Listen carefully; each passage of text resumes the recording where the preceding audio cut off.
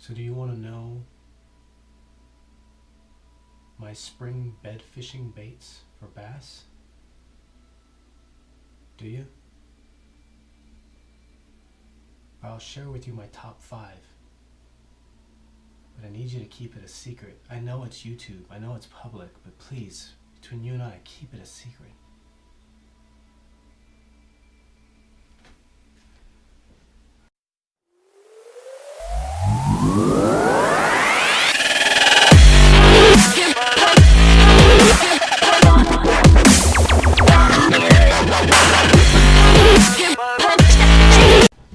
Welcome back. This is Brad Soros with Conception 66 Fishing. And first off, I want to give a shout out to my title sponsor. Her title is my girlfriend. She gives me this kind of cool shirts. I just hold my rod, wiggle my worm, and bam, she's on it. I wish that's how bass fishing worked. But again, we're here today to talk about my top 5 spring bed fishing baits for bass. But I've even got a bonus. I'm going to have 6 for you. Let's start off with, and this is in no particular order of effectiveness, the Flippin Jake.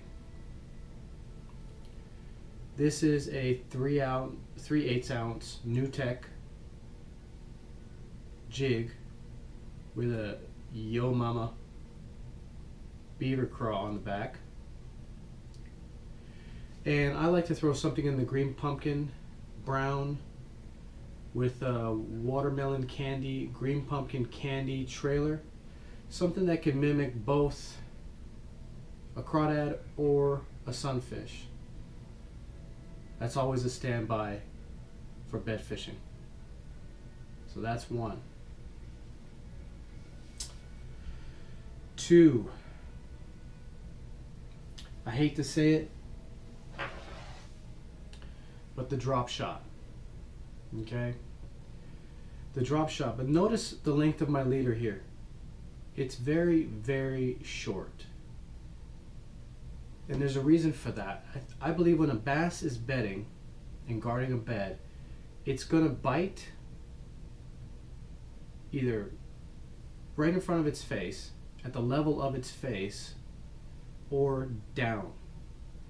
And a drop shot can stay in the strike zone when you get it on that sweet spot on the bed, and it can be fished up like that with 3 inches off the bottom, or it can be dropped and it can be dead sticked right on that sweet spot on the bed.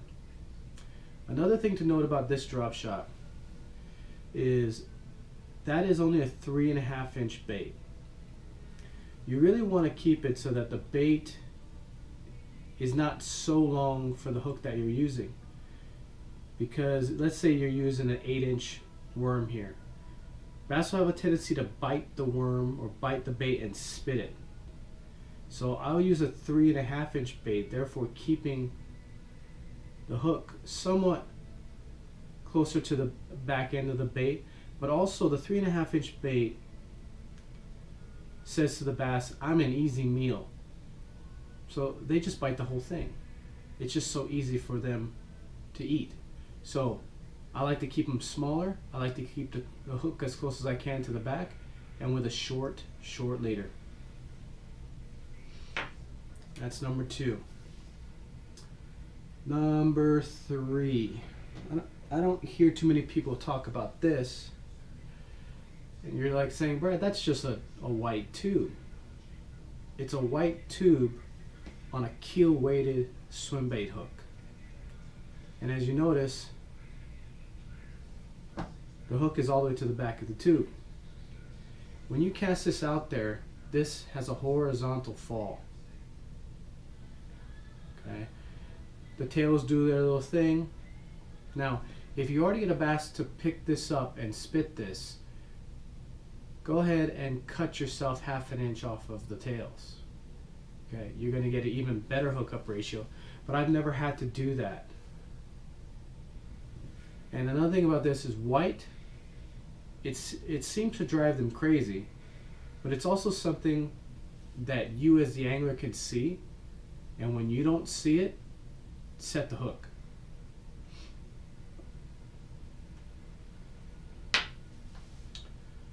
Number 4.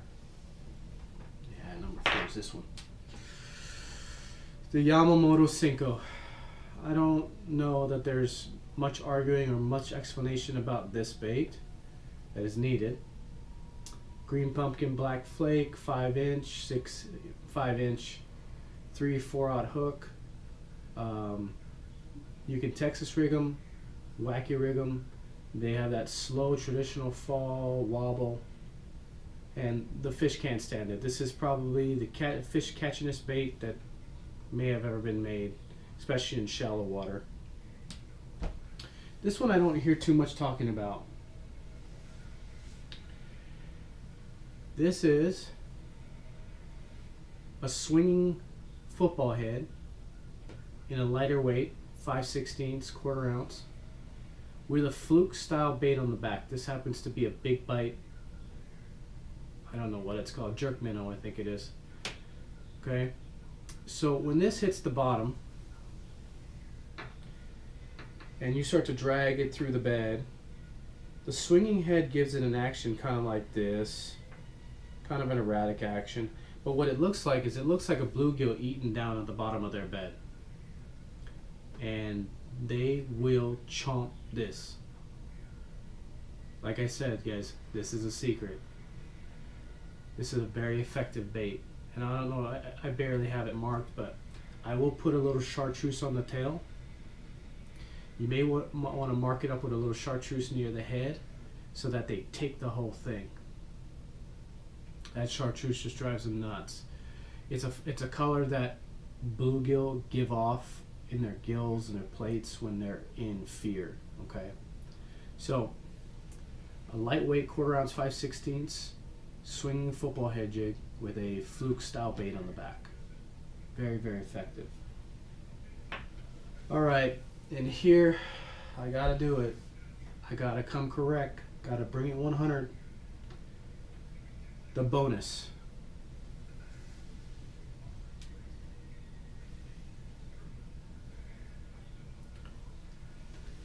Storm bluegill swimbait.